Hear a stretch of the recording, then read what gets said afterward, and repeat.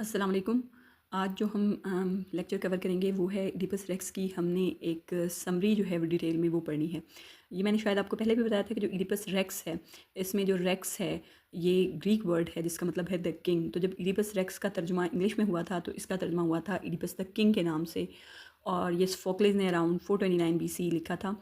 और इसका जो लेकिन इसके बावजूद चूँकि इडिपस रेक्स इसका जो ग्रीक नेम है ये अक्सर उसी नाम से मशहूर है, तो इसमें रेक्स जो है वो इडिपस का नाम नहीं बल्कि उसका टाइटल है, यानी कि king. Count no man happy till he dies free of pain at last. ये कोरस ने कमेंट किया था एंड पे, जब वो जाहिर है इडिपस एक पीक पे होता है अपने दौर के। उसके पास सब कुछ होता है, घर, दौलत, शोहरत, इज़्ज़त, बादशाहत। लेकिन जो उसका एंड होता है वो एक ही सीन के अंदर आप देखते हैं कि उसका डाउनफॉल आया है। तो उस पर ये कोरस कमेंट करता है कि किसी भी शख्स को तब तक खुश नहीं समझना चाहिए जब तक वो मर के तमाम फ़िक्रों से आज़ाद नहीं हो जाता, यानी सुकून सिर्फ कब्र में है। अच्छा जी, architecture of Greek tragedy. Greek tragedy बनती कैसे है? ग्रीक ट्रेजेडी में ये चीज़ें होती हैं जो कि होता है, एक होता है प्रोलॉग जिसमें ओपनिंग सीन होता है, जिसमें इंट्रोड्यूस किया जाता है कि प्रॉब्लम कॉन्फ्लिक्ट है क्या, प्रॉब्लम क्या है। प्रोडोस, जिसे प्रोडाई भी आपने कहीं पढ़ा होगा, प्रोडाई प्रोडोस की जमा है। प्रोडोस आपने अगर थिएटर देखा हो, जब हमने ग्रीक थिएटर क्या देखा था तो हमने देखा था कि उसके साइडों पे दो रास्ते बने होते हैं, वो बेसिकली कोरस के एंट्री के रास्ते होते हैं जो कि, और प्रोडोस जो होता है वो बेसिकली कोरस का एंट्री सॉन्ग होता है कि वो एंटर होते हुए कौन सा सॉन्ग पढ़ते हैं। उसके बाद आती हैं एपिसोड्स जो कि ड्रामेटिक सीन्स होती हैं, मोस्टली 3 to 5 एपिसोड्स होती हैं। और स्टेसिमन जो है, ये बात आपने याद रखनी है, बेसिकली प्रोडोस और स्टेसिमन दोनों ही कोरस के सॉन्ग्स होते हैं, लेकिन प्रोडोस जो होता है वो एंट्री का सॉन्ग होता है, जबकि स्टेसिमन जो होते हैं वो एक तो एपिसोड्स के दरमियान में, ज़ाहिर है एक एपिसोड से दूसरी एपिसोड शिफ्ट होनी है तो कैरेक्टर्स ने आना है और अगला कैरेक्टर आना है, तो उसमें कोरस जो है वो उन दोनों एपिसोड्स को लिंक करने के लिए, पिछले एपिसोड पे कमेंट करने के लिए, अगले एपिसोड की अनाउंसमेंट करने के लिए जो सॉन्ग गाता है, जो ओड्स गाता है, वो स्टेसिमन कहलाती हैं। उसके बाद आता है एक्सोडस। एक्सोडस का लफ्ज़ी मतलब भी निकल जाना है, कहीं से रुखसत हो जाना है। तो ये फाइनल सीन होता है जो कि डिपिक्ट करता है कि रेजोल्यूशन क्या थी और सफरिंग क्या है। की कॉन्सेप्ट्स आपने इसमें याद रखने हैं। हेमर्शिया एरिस्टोटल का दिया हुआ कॉन्सेप्ट है जो कि ग्रीक वर्ड है जिसको अच्छी तरह से ज़ाहिर है इंग्लिश में ट्रांसलेट तो नहीं किया जा सकता, लेकिन उसको अक्सर ट्रैजिक फ्लॉ के तौर पर, यानी मिस्टेक, जो एरर होती है किसी पर्सन की, किसी ट्रैजिक हीरो की जो अपनी ज़ाती गलती होती है, उसको हेमर्शिया कहते हैं। और जो यही फ्लॉ जो है वो उसकी ट्रेजेडी का बाइस बनता है। तो फेट तो होती है ट्रेजेडी में, किस्मत का रोल तो होता ही होता है, लेकिन इंसान के अपने करैक्टर में कोई ना कोई चीज़ ऐसी ज़रूर होती है जो उस चीज़ को सीमेंट कर रही होती है, जो उसकी ट्रेजिक फेट को जो है ना वो सीमेंट कर रही होती है। उसके बाद है ह्यूब्रिस। ह्यूब्रिस जो है ना ये जो है वो इडिपस का ट्रेजिक फ्लॉ है। और वो क्या है? Excessive pride. उसको लगता है मैं बहुत ज़हीन हूँ। अगर आपने देखा हो, बार बार वो कहता है मैंने स्फिंक्स की रिडल सॉल्व की थी, मैं बहुत ज़हीन हूँ, बहुत ज़हीन हूँ।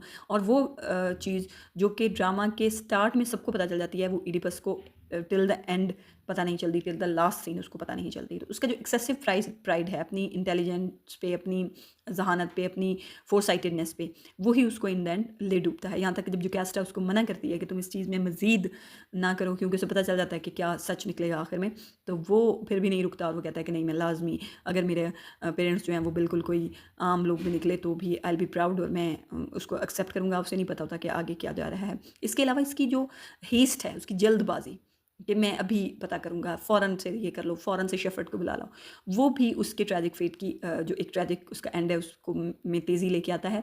क्योंकि स्लो डाउन प्रोसेस करने से क्या होना था कि उसका फेट तो नहीं चेंज होनी थी, लेकिन वो उसको उसको एक्सेप्ट करने की, उसको उसको अब्जॉर्ब करने की उसमें पावर आ जानी थी। उसके बाद ये दो कॉन्सेप्ट, ये सारे कॉन्सेप्ट जो हैं वो बेसिकली एरिस्टोटल के हैं। एनाग्नोसिस हम पहले पढ़ चुके हैं। रिकग्निशन, जब पता चलता है, आप उसको रिकग्नाइज़ कर लेते हैं कि ये फेट है, ये एक्चुअल इशू है। और पेरिपेटाई, रिवर्सल ऑफ फॉर्चून, ये हम पढ़ चुके हैं, यानी कहाँ से वो पीक से स्टार्ट होता है एज अ किंग और एंड कहाँ होता है एज ब्लाइंड बेगर। उसके बाद है जी प्रोलॉग। प्रोलॉग जो है, ये तो हमने कुछ की कॉन्सेप्ट डिस्कस किए थे। जो स्टार्ट होता है ड्रामा वो होता है प्रोलॉग में। स्टार्ट कहाँ से होता है कि जो सिटी ऑफ थीब्स है वो मर रहा है, प्लेग है, एक टाउन आया हुआ है, फायर, फेमाइन, डेथ, आगे लग रही हैं, जो है वो कहत पड़ा हुआ है, मौत हो रही है, ज़मीन तबाह हो गई है। अगर आपने वो ड्रामा देखा है, जो कि मुझे लग रहा है कि आपने नहीं देखा, तो उसमें आप देखेंगे कि वो कहता है कि बच्चे पैदा नहीं हो रहे, जो बच्चे पैदा हो रहे हैं वो मुर्दा पैदा हो रहे हैं, और जो बीमारियां हैं वो शहर को खाई जा रही हैं। और जो प्रीस्ट्स हैं सिटी के, जो पादरी टाइप चीज़ें हैं, वो आती हैं, वो आते हैं और आके किंग इडिपस को कहते हैं कि हमें इससे निजात दिलाई जाए। अब इडिपस जो है, जो बिलव्ड किंग है थीब्स का, वो आता है और वो एक मैन ऑफ एक्शन है, यानी वो हर मामले को अपने हाथ में लेता है। सारी चीज़ों को आपने देखा होगा, वो एक एक शख्स के दरमियान जाता है और कहता है कि मैं जो हूँ वो आप में से ही हूँ और मैं डायरेक्टली आपसे बात इसलिए कर रहा हूँ ताकि ये सारे मसले जो हैं वो हल हो जाएँ। तो उसने स्फिंक्स का रिडल भी सॉल्व किया और उसी में वो बताते हैं कि तुमने चूँकि स्फिंक्स का रिडल सॉल्व किया और जो हमारे मसाइल हैं वो हल किए, तो अब तुम करो। तो वो चूँकि मैन ऑफ एक्शन है, उसने फ़ौरन एक्शन लिया है। तो उसने अपने ब्रदर इन लॉ जो क्रियॉन है, जो जुकेस्टा का भाई है उसकी बीवी का, उसको भेजा है ऑरेकल एट डेल्फी। डेल्फी पे ना एक ऑरेकल है। ऑरेकल का मतलब होता है गैबी आवाज़, ठीक है। डेल्फी में एक मंदिर है अपोलो का, जहाँ पे वो जाते हैं और बात करते हैं और वहाँ से खुदाओं की आवाज़ें आती हैं जो कि फ्यूचर प्रिडिक्ट करती हैं। ये ग्रीक मैथोलॉजी का एक कॉन्सेप्ट है, ठीक है। तो वहाँ डेल्फी जो है, वहाँ पे उसने ऑरेकल को भेजा है और उसने उनको पहले, मतलब उन लोगों के आने से पहले ही उसने भेज दिया हुआ है और वो वहाँ पता करना गया है कि थीब्स को दोबारा कैसे बचाया जा सकता है। क्रियॉन फर्स्ट जो प्रोलॉग है उसमें ही रिटर्न हो जाता है और वो बता देता है कि ऑरेकल की कमांड क्या है, कि जो प्लेग है वो एक डिवाइन पनिशमेंट है, वो एक गैबी सज़ा है, क्योंकि जो पुराने किंग का जो मर्डर है वो अभी तक थीब्स में ही घूम रहा है। ये क्रियॉन आके बताता है। क्रियॉन आके इन सबको बताता है कि जो पुराना किंग था लायस, उसका जो कातिल है वो चूंकि अभी तक थीब्स में ही घूम रहा है, इसलिए थीब्स वालों को ये सज़ा मिली है कि उनको, उनका शहर जो है वो तबाह हो रहा है। अब चूंकि मर्डर थीव्स में ही रह रहा है अनपनिश्ड, इसलिए उन्हें सज़ा मिली है। तो अब इडिपस जो है वो अहद करता है कि वो किलर को ढूंढेगा और उसे सज़ा देगा और उस जोश में वो कर्स करता है मर्डर को कि तुम्हें, मतलब जिस तरह दुआ देते हैं और कहता है कि मैं तुम जो हो, तुम जो है कहीं के ना रहो। और वो कहता है कि अगर वो मुझे मिल जाएगा तो मैं उसको सिटी से एग्जाइल कर दूंगा। और वहाँ यहाँ पे भी एक ड्रामेटिक आयरनी है कि वो कहता है कि मैं लाइस का बदला ऐसे लूँगा जैसे मैं खुद लाइस का बेटा हूँ और लाइस मेरा बाप है। यहाँ पे ट्रेजिक आयरनी जो है एक आती है कि किंग जो है वो अननोइंगली खुद को ही कर्स कर रहा है। अब इसमें की कोटेशंस क्या हैं? एक है कि I lay this curse upon the murderer, whoever he is, that he drag out his life in misery, miserable. वो कहता है कि मैं बदुआ देता हूँ कि जो भी कोई है उसका मर्डर, वो अपनी ज़िंदगी जो है वो तकलीफ़ में, मिजरी में गुजारे और बड़े ही मिजरेबल रहे, ठीक है। तो ये बेसिकली क्या है कि वो अपनी फेट जो है ये उसकी आगे है, क्योंकि वो ये अपने आप बारे में बोल रहा है। इसके अलावा क्या है कि इसके अलावा एक दो जो हैं वो कोटेशंस हैं। जैसे जब वो स्टार्ट में प्रीस्ट उसकी तरफ आते हैं तो कहता है कि I know you are all sick, yet there is not one of you sick though you are who is as sick as myself. कि मैं जानता हूँ आप सब तकलीफ़ में हैं, लेकिन आप में से कोई भी इतनी तकलीफ़ में नहीं है जितनी तकलीफ़ में मैं हूँ। कहना तो ये चाह रहा होता है कि मैं भी आप तो अकेला अपना दर्द लिए फिरते हैं, जबकि मैं पूरा जो है ना शहर का दर्द है। और यहाँ पे जो इडिपस का हुब्रिस है, उसका एक्सेसिव प्राइड है कि वो समझता है कि सारे शहर का बोझ मेरे कंधों पे है, जबकि असल में यहाँ पे आपको ड्रामेटिक आयरनी नज़र आएगी कि असल में वाकई जो तकलीफ़ है वो अकेले इडिपस की ही है। उसके बाद आती है पहला प्रोडोस और जो फर्स्ट एपिसोड है, जो कि लाइंस 151 से लेकर 462 तक जो ड्रामा है उसकी चलती हैं, जिसमें आता है ब्लाइंड प्रॉफिट। अब जो इडिपस है वो सबसे पहले तो कोरस जो है वो एंटर होता है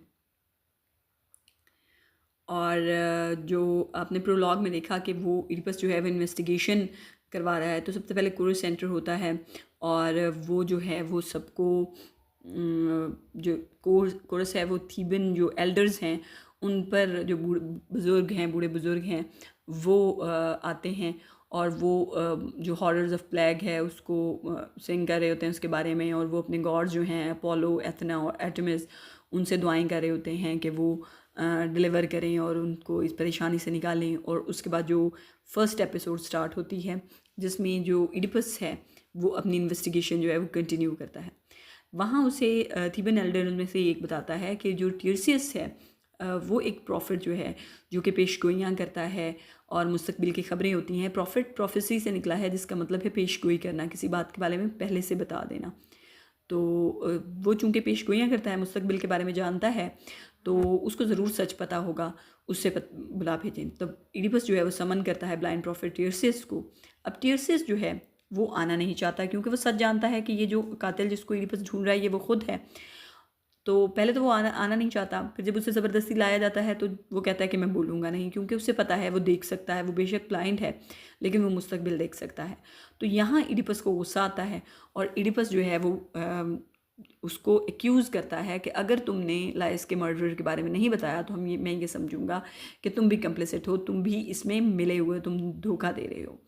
तो इस पर वो उसे गुस्सा आ जाता है टीयरसेस को, और वो प्रोवोक हो जाता है गुस्से में। वो भी अगर आप देखें कि जो ह्यूब्रिस है, जो कि एक्सेसिव किस्म का प्राइड है इडिपस का, उसके अलावा इडिपस में जल्दबाजी बहुत है, हीस्ट बहुत ज़्यादा है उसमें।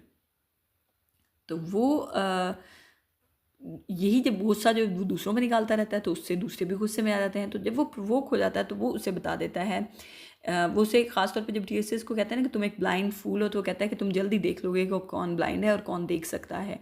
और यहाँ वो गुस्से से सच उगल देता है। और ये वो पॉइंट है जहाँ सारी ऑडियंस को पता चल जाता है, क्योंकि टीएसएस उसको बड़ा ही क्लियरली बताता है कि तुम हो वो जो अनहोली पोल्यूटर हो, you yourself are the pollution of this country, तुम हो वो गंदगी जिसे साफ़ करने का हुक्म आया है।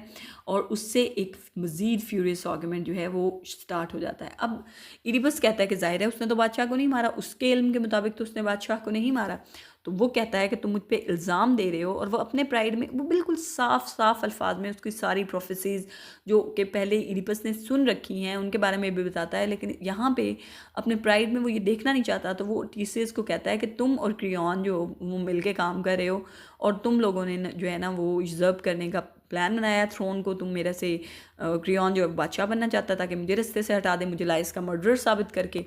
तो वहाँ पे जो टीसीएस जो है वो एक क्रिप्टिक प्रोफेसी देता है। तो कहता है कि जो मर्डर है वो एक नेटिव थीबन है, जो कि फादर और ब्रदर है अपने चिल्ड्रन का, और son and husband to his mother है। अच्छा, अब ये प्रोफेसी इडिपस सुन चुका है जब वो उसके पेरेंट्स जो थे कोरिंथ वाले जिन्होंने उसको पाला हुआ था, जब वो उनके बारे में पता करने डेल्फी पे जाता है तो उसको एग्जैक्टली ये प्रोफेसी पता होती है कि डेल्फी के ऑरेकल ने उसके बारे में कहा है कि वो अपनी माँ से शादी करेगा और अपने बाप को मारेगा।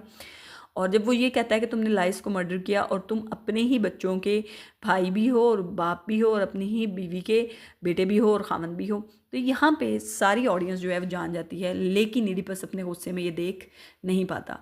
इस पे गुस्से से जो टीसीएस और इडिपस है उनके दरमियान लड़ाई होती है। टीसीएस जो है वो एग्जिट कर जाता है और इडिपस जो है उससे वो गुस्से से कामना शुरू कर देता है।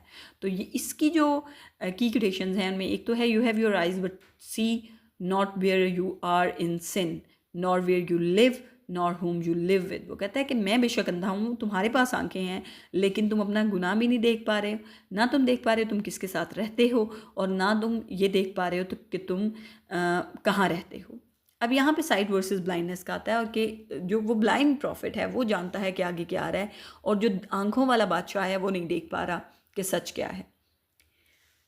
You your self for the pollution of this country, ये बहुत अहम कोट है जो लाइन 353 है टीएसएस। अच्छा, ये जो कोटेशन मैं आपको करवा रही हूँ फजूल में नहीं है, ये कोटेशंस बाज़ औक़ात एज इट इज़ आती हैं, जिसमें आपको सिर्फ कोटेशन दी जाती है और कहा जाता है कि आप इसको एक्सप्लेन करें, ये किसने कही, क्यों कही, इसका कॉन्टेक्स्ट क्या था, इसकी क्या मीनिंग थे और इसकी सिग्निफिकेंस क्या थी।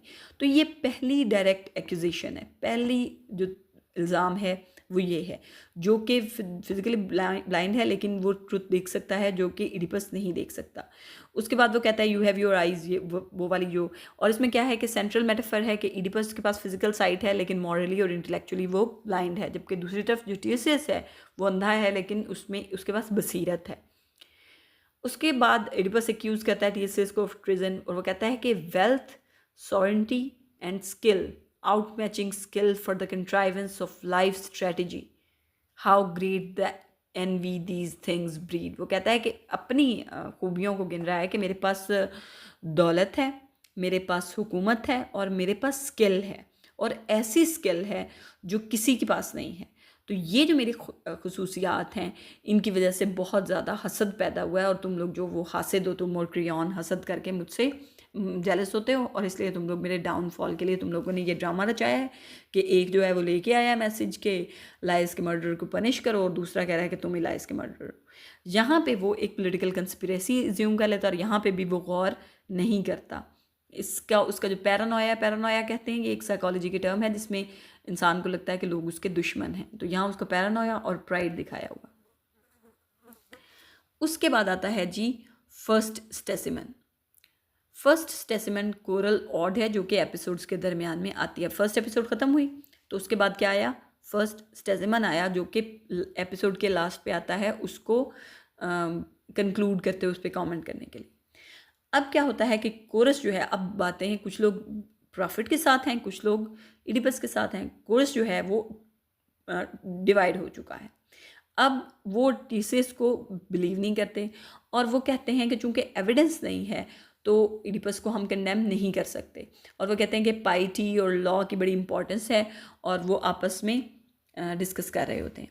उसके बाद स्टार्ट होती है सेकेंड एपिसोड। सेकेंड एपिसोड में क्या होता है, क्रियॉन एंटर करता है और उसे पता चला है कि इडिपस ने उसे धोखाधड़ी का इल्ज़ाम लगाया है, और वो अपने आप को बड़ा रैशनली डिफेंड करता है और वो कहता है कि मुझे बादशाह बनने की क्या कोशिश क्यों करनी है कोशिश, जबकि मेरे पास बादशाहों वाली सारी जो है अथॉरिटी है, मेरे पास बादशाहों वाली सारी प्रिविलेज है, और मेरे पास बादशाह होने की जिम्मेदारी कोई नहीं है, रिस्पॉन्सिबिलिटी मेरे पास कोई नहीं है। और बड़ा ही वैलिड उसका आर्गूमेंट है कि वो बतौर क्वीन का भाई और एक ट्रस्टेड अलाई इडिपस का, उसके पास सब कुछ है, उसके पास दौलत है, उसके पास अथॉरिटी है, तो उसको ऐसी रिस्पॉन्सिबिलिटी में क्यों पड़ना जिसमें सिर्फ तकलीफ़ें हैं। और थीब्स का अगर आप देखें, सफिंक्स का इशू है, उसके बाद प्लेग आ गया है, तो इडिपस की कोई लाइफ, किंग्स की लाइफ कोई आसान नहीं होती। लेकिन इडिपस वो चूँकि ऑलरेडी पैरानॉइड है, तो वो उसकी कोई बात नहीं मानता। तो इतने में जुकैस्टा एंटर होती है और वो कहती है कि प्लीज़ तुम लोग जो आपस में सुलह कर लो। ज़ाहिर सी बात है, एक तरफ उसका भाई, एक तरफ उसका हस्बैंड है, और वो इडिपस कि जब वो प्रोफेसी की बात सुनती है कि इस बात पे लड़ रहे हैं, तो कहती है कि ऐसी जो कोई प्रोफेसी जो है इसकी कोई फ़ायदा है नहीं, क्योंकि जो ऑरेकल है वो ऐसे ही झूठ बोलता है, वर्थलेस है। और वो कहती है कि इसी तरह जो है, इस तरह की एक फजूल सी प्रोफेसी पे जो लायस ने हैं अपने मेरे बेटे को मरवा दिया था, और क्योंकि उसको प्रोफेसी में ये कहा गया था कि उसका बेटा उसे कत्ल करेगा, जबकि लाइस को उसके बेटे ने नहीं, बल्कि ऐसी जगह ट्रिपल क्रॉस रोड, यानी ऐसी जगह जहाँ 3 सड़कें आके मिलती हैं, वहाँ पे कुछ स्ट्रेंजर्स ने, वो पूरा रॉबर्स वगैरह थे, उन्होंने मार दिया था। और जो हमारा बेचारा बेटा पैदा हुआ था उससे जो है उसके एंकल्स के अंदर जो है वो सलाख में परो के उसे माउंटेन पे मरने के लिए छोड़ दिया गया था। अब बेटे, और हालांकि इडिपस का मतलब ही सोलन फुट है और उसके पैर में बड़े होकर भी वो ज़ख्म है, लेकिन वो उस पर फोकस नहीं करता, बल्कि उसको याद आता है ट्रिपल क्रॉस रोड से कि मैंने भी एक बंदे को मारा था जहाँ पे 3 रोड जो हैं वो मिलती थी। तो वो अपने पास्ट को रिकाउंट करता है और वो याद आता है कि वो जो कोरिंथ से जब भागा था, ये डर के, जब उसे पोलिबस के बारे में ऑरेकल ने कहा था कि तुम अपने बाप को कत्ल करोगे, तो उसने भी एक क्रॉस रोड पे लाइस की डिस्क्रिप्शन वाले आदमी को, वो फिर उससे पूछता है कि लाइस कैसा था, तो कहती है कि बिल्कुल तुम जैसा था, बस उसके बाल सफ़ेद थे, इस तरह का। तो कहता है कि ऐसे ही बंदे को तो मैंने भी मारा हुआ है। एंकल्स की भी बात उसे याद आती है। अब वो डर गया है, फिर वो पूछता है उससे कि कब, कहाँ, लाइस दिखता कैसा था, और यहाँ उसे पता चलना शुरू होता है। यहाँ पे इडिपस अपनी हिस्ट्री बताता है कि वो कोरिंथ में पला बड़ा है, और वहाँ के जो किंग है पोलिबस और मेरोपे, जो उसकी क्वीन है, उनका बेटा था। यहाँ तक कि एक ड्रंकर्ड एक आदमी ने शराब पी और उसको शराब के नशे में कहा कि तुम तो अडॉप्टेड हो, तुम तो इनके बेटे ही नहीं हो। और उसके माँ बाप ने उसको बहुत तसल्ली दी, लेकिन वो फिर भी गया और ऑरेकल ऑफ डेल्फी पे, ताकि उससे पूछ सके कि वो किन का बेटा है। लेकिन उल्टा ऑरेकल ने उसे कहा कि तुम अपनी माँ से शादी करोगे और अपने बाप को कत्ल करोगे। अब वो इस बात से जब वो डरा, तो उसने क्या किया कि वो कोरिंथ से भाग निकला, ताकि वो कहीं ना कहीं तकदीर उसे इस बात पे मजबूर ना कर दे। और वहाँ जब जहाँ 3 रोड्स मिलते थे, उसे एक लोगों का ग्रुप मिला, जिसमें से एक को उसने मार दिया सेल्फ डिफेंस पे, जब उन्होंने उस पर अटैक किया। अब जो कैस्टा उसे कहती है कि जो लाइस था, उसके मर्डर्स के जो उसके रिपोर्ट्स हैं, जिन लोगों ने उन्हें देखा था, उन्होंने कहा था कि रॉबर्स ने लाइस को मारा था, और वो कोई अकेला आदमी नहीं था। और एक शेफर्ड था, एक चरवाहा था वहाँ पे, जिसने ये देखा था। तो वो कहता है कि तुम अच्छा उसको बुलाओ, उस शेफर्ड को जो है ना, वो अभी बुलाओ, जो कि अकलौता सर्वाइवर था अटैक का, और उससे कंफर्म करो कि उसको किसने मारा। तो जुकैस्टा कहती है कि मैं उसको बुला भेजती हूँ। की कोटेशंस क्या हैं? Y should a man fear since chance is all in all. अब वो प्रोफेसी कहते हैं, प्रोफेसी के डिसमिसल में कहती है, वो कहती है कि पेशगोइयाँ कुछ नहीं होती। तो कहती है कि अगर किस्मत ने ही सारा कुछ करना है, तो इंसान को डरने की क्या ज़रूरत है, ये जुकैस्टा ने कहा था। और एक उसने कहा था कि no skill in the world, nothing human can penetrate the future. और कोई इंसान, कोई सलाहियत जो है वो मुस्तकबिल को नहीं देख सकती। उस पर वो कहती है कि why should a man fear since chance is all in all. Fate is all in all भी ट्रांसलेट किया जाता है। तो कहता है कि ये एक बड़ी ही डिवास्टेटिंग ड्रामेटिक आयरनी है कि जो कैस्टा जो है वो बेसिकली उसको डिसमिस करने के लिए बात कर रही होती है, लेकिन एक्चुअली ये बात सही होती है। वो कहती है कि ठीक है, अगर तकदीर ने सारा कुछ करना है तो इंसान को डरने की क्या ज़रूरत है, लेकिन असल में वो एग्जैक्टली यही बात कर रही थी कि इंसान के डरने से उसके वो कोरन से भागा इसलिए था ताकि वो फेट से बच सके, लेकिन वही तकदीर उसके आगे खड़ी हुई थी। तो यहाँ पे ऑडियंस जो है वो उसको पता होता है कि वो बात जो है उसकी वो एग्जैक्ट है और जो वो कहना चाहती है वो पूरा नहीं होगा। उसके बाद इडिपस रिवील करता है अपने पास्ट को, तो कहता है कि I came to that place where 3 roads meet, I killed him, I killed them all. मैंने उसे मारा था, मैंने उन सबको मार दिया गया था। और यहाँ पे पेरिपेटाई जो है वो शुरू हो जाता है, क्योंकि यहाँ से इडिपस का फॉर्चून जो है वो रिवर्स होना शुरू हो जाता है और वो कहता है कि मैंने लाइस को मारा। यानी अब वो जो उसको पता नहीं है कि वो एग्जैक्टली लाइस की बात कर रहा है, लेकिन ऑडियंस को पता चल जाता है और वो कहता है कि वहाँ एक आदमी जो है, मैंने बहुत से आदमियों को मारा था बल्कि। उसके बाद आता है सेकंड एपिसोड के एंड पे सेकंड स्टेसमैन, और उसके बाद शुरू होते हैं थर्ड एपिसोड। सेकंड स्टेसमैन जो है लाइन 83 से 863 से लेकर 1085 लाइन तक है। सेकंड स्टेसमैन जो है ये कोरल ओड होती है जिसमें वो गाते हैं और वो कहते हैं कि लाइफ कितनी नाजुक है, और जो प्राइड है उसकी पनिशमेंट के बारे में कहते हैं। और वो कहते हैं कि अगर इडिपस गिल्टी है तो उन्हें ना ही पता चले तो अच्छी बात है, क्योंकि ये जो है उनके लिए बड़ी एक डिज़ास्टर लेके आएगा। और उसके बाद वो अफसोस करते हैं कि जो लॉज ऑफ नेचर हैं, जो कुदरत है, वो कैसे लोगों को जो है वो उनका डाउनफॉल लेके आती है। उसके बाद आता है थर्ड एपिसोड स्टार्ट होता है जिसमें एक मैसेंजर आता है कॉरिंथ का एक न्यूज़ लेके, और वो कहता है कि किंग पोलिबस, जो कि इडिपस को लगता था उसका बाप है, वो नेचुरल कॉज की वजह से मर चुका है। जो कैस्टा बहुत खुश होती है कि इससे साबित हो गया है कि ऑरेकल जो है वो झूठा है। अब ज़ाहिर है जो कैस्टा ऑरेकल से नाराज़ है उसकी वजह से उसका एक जो इन्फेंट सन है वो मारा गया था, क्योंकि इसलिए वो उसको डिसमिस, और दूसरा वो अब उसके शौहर पे इल्ज़ाम लगा रहे हैं। तो वो जुकेस्टा बहुत खुश होती है और कहती है कि ऑरेकल फॉल्स है, क्योंकि इडिपस ने उसके मांस को नहीं मारा, अपने बाप को नहीं मारा। लेकिन अभी भी इडिपस कहता है कि अभी भी मुझे लगता है कि मैं शायद अपनी माँ के साथ शादी ना कर लूँ। तो यहाँ जब वो ये बात करता है तो वो जो मैसेंजर आया है वहाँ का, वो कहता है कि तुम इस बात से डरते हो। अब वो अपनी तरफ से काइंड बनने के लिए उनको खुशखबरी देता है कि तुम तो उनके बेटे ही नहीं थे। तो यहाँ मैसेंजर जो है ये वही शेफर्ड है जिसने इडिपस को इनके वाले चरवाहा से लिया था, लाइस और जुकेस्टा के, और वो उसने दिया था आगे जाकर कॉरिंथ वाले किंग्स और क्वीन को। तो वो कहता है कि मैंने तुम्हें एक शेफर्ड से लिया था और कॉरिंथ के किंग को दे दिया था, तो तुम उनके बेटे ही नहीं हो, तुम क्यों डर रहे हो इस बात से। यहाँ पे वो कहता है कि जो बेबी था उसके एंकल जो हैं वो पिन हुए थे, इकट्ठे सिए हुए थे, और इडिपस का मतलब ही स्वोलन फुट है। यहाँ जो कैस्टा को फ़ौरन से सब कुछ पता चल जाता है और वो कहती है कि ये वही शेफर्ड, जो अब वो जो बुलाने वाला शेफर्ड है, जब वो लाइस का जो मर्डर का जो आई विटनेस था, ये वही शेफर्ड था जिसको जो कैस्टा ने अपना इन्फेंट सन दिया था पहाड़ियों पे छोड़ने के लिए, उसकी एंकल्स के दरमियान में से पिन गुजार के। तो और वही था जब लाइस के सारे लोगों को मार दिया था इडिपस ने, तो वही एक अकेला बच गया था।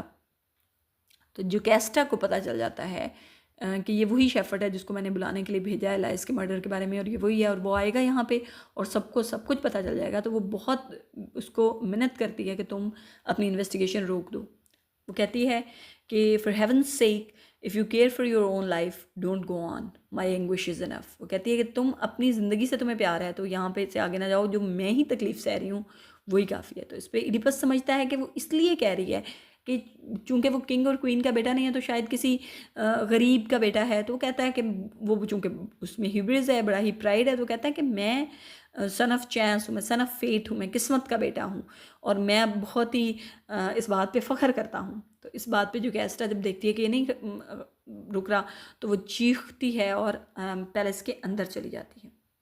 तो वो कहता है कि I must pursue this trail to the end, इस रास्ते पर मैं आखिर तक जाऊंगा। I will never be found guilty of such a crime against my origin, और मैं कभी भी इस किस्म का गुनाह नहीं करता हुआ पाया जाऊंगा। अब यहाँ पे कोटेशन है कि मैसेंजर जो अपनी गुड न्यूज़ लेके आया है कि the man you fear Polybus is dead, he lies in his grave. 945 है। तो इसमें वो कहता है कि तुम तो डरते थे कि मैं इसको कत्ल ना कर दूं, और वो जो है वो तो मर गया। और ये बड़ी ही क्लासिक एग्जांपल है पेरेपेटाई की, जहाँ पे एक अच्छी न्यूज़ जो है वो उल्टा डिज़ास्टर लेके जाती है। उसके बाद मैसेंजर रिवील करता है इडिपस की अडॉप्शन को, जिसमें ये 2 लाइन्स को ज़रा शॉर्ट किया हुआ है कि Polybus is no relation to you in blood, you were given to him by my own hand, मैंने खुद दिया था अपने हाथों से। उसके बाद इडिपस जब कहता है आई मस्ट परस्यू दिस ट्रेल, और उसके बाद जुकेस्टा जो है बड़ी डेस्परेटली उसको करती है कि for heaven sec if you care for your own life don't go on, my anguish is enough, मेरी ही तकलीफ काफ़ी है। उसके बाद आता है थर्ड स्टेसिमन, तीसरी किस्त के आखिर वाला, और स्टार्ट होती है 4th एपिसोड। थर्ड स्टेसिमन में एक छोटी सी ओड है, बिल्कुल छोटी सी, जिसमें जो एक कोरस है वो सेलिब्रेट कर रहा है। अब उनको लग रहा है कि ये तो कोई गैबी किस्म का बच्चा है जो अचानक से आसमान से उतरा था, तो कहते हैं कि इसकी तो डिवाइन बर्थ होगी होगी, और वो कोरस होप करता है कि ये शायद अपोलो गॉड का बेटा हो या डियोनिसिस गॉड का बेटा हो। और यहाँ पे जो है वो एक फॉल्स होप है, आखिरी उम्मीद है बिल्कुल ना फॉल से पहले की। तो उसके बाद स्टार्ट होती है 4th एपिसोड, जिसमें जो बूढ़ा शेफर्ड है वो आता है, जिसने लाइस को मर्डर होते हुए देखा था, और जो इडिपस को जिसने कोरिन्थन जो शेफर्ड है उसके हवाले किया था। वो एक बड़ा ही टेरिफाइड था, ओल्ड मैन है, डरा हुआ है। अब कोरिन्थियन मैसेंजर फ़ौरन उसे रिकॉग्नाइज कर लेता है कि ये तो वही है जिसने मुझे बच्चा दिया था। अब शेफर्ड को तो पता चल गया कि ये वही इडिपस है। अब वो बड़ा ही डेस्परेटली कोशिश करता है और कहता है मुझे कुछ याद नहीं है, और वो बड़ा ही इडिपस से रिक्वेस्ट करता है। अगर आपने देखा हो तो सारे लोग जो सच जानते हैं, जैसे जो कैस्टा है, जैसे टीएसएस है, सभी इडिपस को रिक्वेस्ट करते हैं कि वो उनको बोलने पे मजबूर ना करे। लेकिन जब उस पर प्रेशराइज करते हैं वो कोरिन्थन मैसेंजर और इडिपस उसको, तो शेफर्ड जो है वो बता देता है, वो कहता है कि वो जो बेबी था जो मैंने इसको दिया था वो लाइस और जुकेस्टा का ही बेबी था, और लाइस ने कहा था कि इस बेबी को वहाँ माउंटेन पे छोड़ दो ताकि ये मर जाए, और ये जो प्रोफेसी है कि ये बेटा अपने बाप को मारेगा वो गलत हो जाए। अब चूँकि शेफर्ड को तरस आया उस बच्चे पर, तो उसने उस कोरिन्थन को उसे दे दिया ताकि ये उनके जो कोरिन्थ के जो किंग एंड क्वीन थे वो बच्चा नहीं था उनका, उनको देते ताकि वहाँ परे। अब इडिपस को सारा मामला क्लियर हो गया है कि वही है जो लाइस और जुकेस्टा का बेटा है। उसने अपने बाप को शादी किया, बाप को मर्डर किया और अपनी माँ से शादी। अब इसमें की कंडीशंस क्या हैं? जब आता है शेफर्ड का कन्फेशन, तो कहता है कि if you are the man he says you are, you were born cursed. कहता है अगर ही तुम वही आदमी हो जो तुम ये कहता है, cursed to be the most miserable of man, तो तुम दुनिया के सबसे ज़्यादा जो है ना वो बदकिस्मत शख्स हो, अगर तुम यही वो बात है।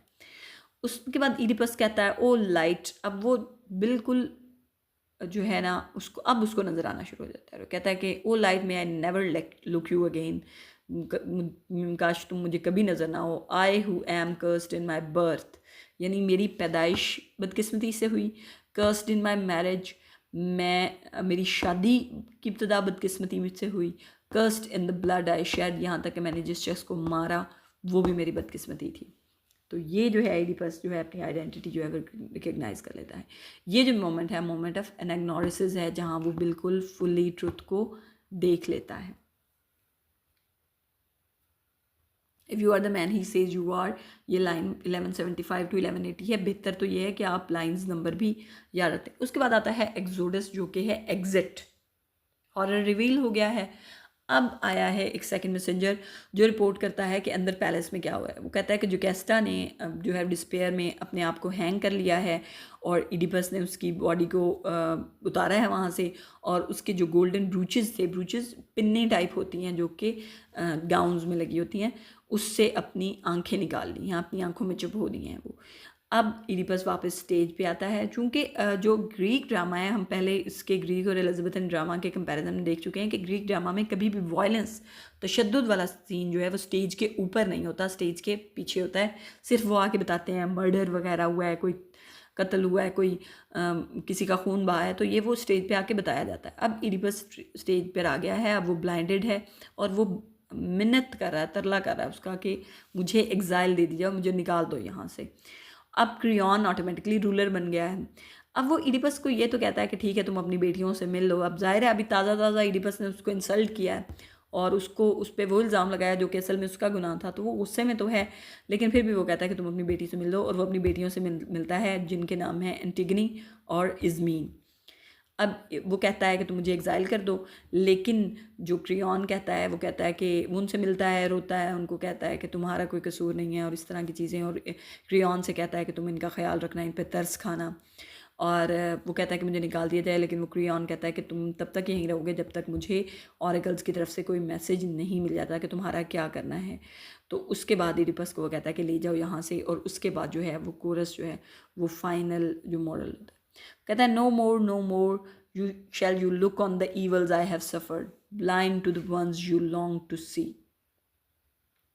ये जो लाइन्स हैं 1270 to 75 तक, ये इडिपस जो है वो अपनी फेट का उसने कंट्रोल कर लिया है और उसने अपने आप को सज़ा दी है, और उसने अपनी जो ब्लाइंडनेस है वो उस अपने आप को कहा है कि अब तुम वो तकालीफ नहीं देखोगे जो कि जिसमें मैं मुब्तला रहा हूँ।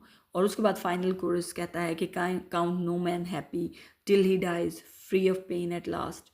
तो उसके बाद जो अपनी बेटियों से वो कहता है I weep for you, I can not see your faces, thinking for of the bitter life in days to come you will have to live. वो कहता है मैं तुम्हारे लिए रो रहा हूँ क्योंकि मैं तुम्हारे चेहरे नहीं देख सकता, और मैं सोच रहा हूँ कि तुम्हारे लिए आगे कितनी ही तकलीफ़ दे ज़िंदगी जो है वो आगे पड़ी है। तो count no man happy till he dies, ये पहली लाइन हमने पढ़ी थी, free of pain at last, कि आप किसी भी इंसान की किस्मत को ये नहीं कह सकते कि बड़ी अच्छी है जब तक कि वो मर ना जाए, यानी उसको मौत डिसाइड करती है कि उसने अच्छी ज़िंदगी गुजारी कि उसने बुरी, क्योंकि जब तक आप जिंदा हैं कोई ना कोई तकलीफ़, कोई ना कोई प्रॉब्लम तो आपको आती रहेगी और किसी वक्त भी किस्मत बदल सकती है। थीम्स इसकी हम देख चुके हैं, एक तो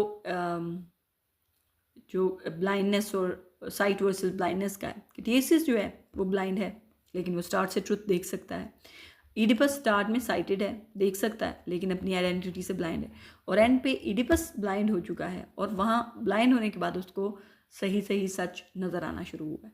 मेजर थीम्स हम देख सकते हैं कि फ्री विल है, लेकिन फ्री विल की भी एक लिमिट है। आप फ्री विल से वो कॉरिंथ से भाग कर इधर आया है, फ्री विल से वो बहुत से काम कर रहे हैं, लेकिन फ्री विल से वो अपनी फेट से नहीं बच सकता। और परसूट ऑफ ट्रुथ, हमें लगता है कि हकीकत की तलाश जो है वो बड़ी अच्छी बात है, लेकिन जो इडिपस का परसूट ऑफ ट्रुथ है वो कहाँ उसे डेवस्टेशन की तरफ ले जाता है। उसके बाद आयरनी है कि एंटायर प्ले जो है वो ड्रामेटिक आयरनी में है, यानी आयरनी होती है ऐसी चीज़ जो ऑडियंस जानती हैं और कैरेक्टर्स नहीं जानते। आयरनी होती है डबल फेस होना किसी चीज़ का, यानी हकीकत है आप अक्सर आपके सामने कोई चीज़, आपने कोई तस्वीर है तो उसका अगर मुंह आप अगले बंदे की तरफ रखें और आपकी तरफ उसकी बैक हो तो आप नहीं देख पा रहे हैं लेकिन ऑडियंस देख पा रही है। ये जो सिचुएशन है ये आयरनी कहलाती है, और ये ड्रामेटिक आयरनी में ये होता है कि ऑडियंस वाकिफ़ होती है हकीकत से लेकिन कैरेक्टर्स वाकिफ़ नहीं होते। उसके बाद है स्टेट एंड इंडिविजुअल। स्टेट जो है वो एज आइडियल रूलर है के तौर पर स्टार्ट किया है, और एंड क्या हुआ है कि स्टेट की एग्नी ख़त्म हुई है तो वो उसने इंडिविजुअली उस पर सारी वो तकलीफ़ आ गई है। एरिस्टोटेलियन एनालिसिस करें तो एरिस्टोटल ने जो परफेक्ट ट्रेजेडी के जो एलिमेंट्स दिए हैं वो सारे के सारे इसमें हैं। जैसे कि हेमर्शिया ट्रेजिक फ्लॉ है इसका, इडिपस का क्या है, प्राइड है उसका टेम्पर बड़ा शॉर्ट है, बहुत जल्दबाजी में रहता है, और यही से वो लाइस को उसने मारा। अब गुस्सा जो होंगे उसका था, उसका प्राइड था, रास्ते में उसके जब वो टाकरा हुआ उसका तो उससे बर्दाश्त नहीं हुआ, उसने लाइस को मार दिया, और फिर बार बार वार्निंग्स के बाद वो सच की परसूट छोड़ता नहीं है।